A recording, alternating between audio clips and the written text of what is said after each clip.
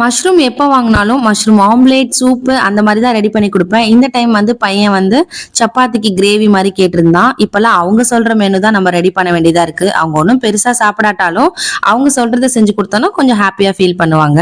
அந்த கிரேவி கூட எந்த கன்சிஸ்டன்சில இருக்கணும்னு என் பையன் சொல்லுவான். அதுக்கேற்ற மாதிரி தான் ரெடி பண்ணி கொடுக்கணும். ஸோ அன்னைக்கு வந்து செமி கிரேவியா கேட்டதால அன்னைக்கு அந்த மாதிரி தான் ரெடி பண்ணி கொடுத்தேன். நான் சப்பாத்திக்கு எப்போதும் ஹோல் வீட்டா வாங்கிட்டு வந்து காய வச்சு அதுக்கப்புறம் வந்து லோக்கல் மிஷின்ல வந்து கிரைண்ட் பண்ணி வச்சு அப்படிதான் ரெடி பண்ணுவேன். பட் இன்னைக்கு சப்பாத்தி ரெடி பண்ணது வந்து இந்த ஆசீர்வாத் ஆட்டா வித் மில்லட்ஸ் இதுல வந்து பாத்தீங்கன்னா 25 மில்லட்ஸ் இருக்குன்னு போட்டிருக்கிறாங்க. பட் அதெல்லாம் எந்த அளவுக்கு உண்மைன்னு எனக்கு தெரியாது. பட் ஹஸ்பண்ட் வந்து ட்ரை பண்ணலாம், புதுசா ஒரு ப்ராடக்ட் வந்திருக்குன்னு சொன்னதால நானும் ட்ரை பண்ணேன். நான் பாட்டு ஆசீர்வாதுக்கு ப்ரொமோஷன் கொடுக்குற மாதிரி பேசிட்டு இருக்கேன்ல. பட் அப்படிலாம் எதுவும் இல்லை. இது ஒரு புது ப்ராடக்ட்ல ஸோ ட்ரை பண்ணி உங்களோடய ஷேர் பண்ணலான்னு சொல்லிட்டு தான். சப்பாத்தி எந்த மாதிரி வந்துச்சு அப்படின்னு சொல்லிட்டு நான் நாளைக்கு வீடியோல சொல்றேன். என்னோட வீடியோ ஃபர்ஸ்ட் டைம் பாக்குறீங்கன்னா மறக்காம சேனல் சப்ஸ்கிரைப் பண்ணிக்கோங்க. நாளைக்கான vlogல பார்க்கலாம்.